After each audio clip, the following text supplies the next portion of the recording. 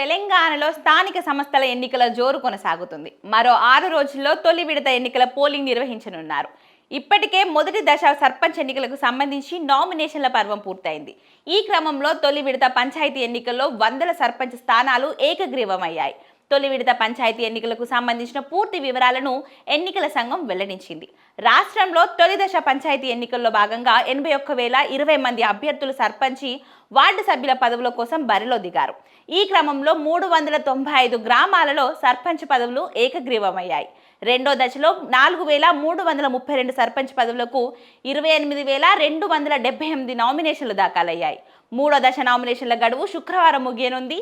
తొలి దశ సర్పంచ్ ఎన్నికల పోరులో మొత్తం 81,020 మంది అభ్యర్థులు బరిలో నిలవగా 4,236 గ్రామాలలో పోలింగ్ జరగనుంది.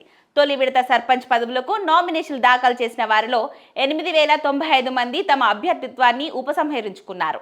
మొదటి విడత పంచాయతీ ఎన్నికలు జరగనున్న ప్రాంతాలలో 5 గ్రామాలలో ఒక నామినేషన్ దాఖలు కాలేదు.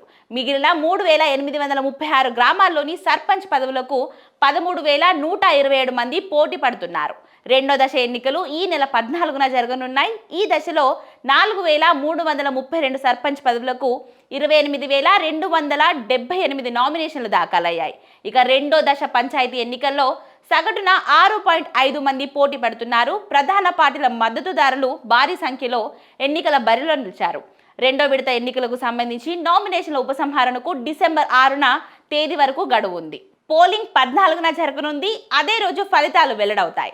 ఇక మూడో విడత పంచాయతీ ఎన్నికల నామినేషన్ల దాఖలు గడువు నేటితో ముగియనుంది. ఇక డిసెంబర్ 6న నామినేషన్ల పరిశీలన, డిసెంబర్ 7, 8 తేదీల్లో ఫిర్యాదుల స్వీకరణ, డిసెంబర్ 9వ తేదీన నామినేషన్ల ఉపసంహరణకు తుది గడువు. అదే రోజు అభ్యర్థులను ప్రకటిస్తారు. మూడో దశకు ఈ నెల 17న పోలింగ్ జరగనుంది. అదే రోజు సాయంత్రం ఫలితాలు వెల్లడిస్తారు.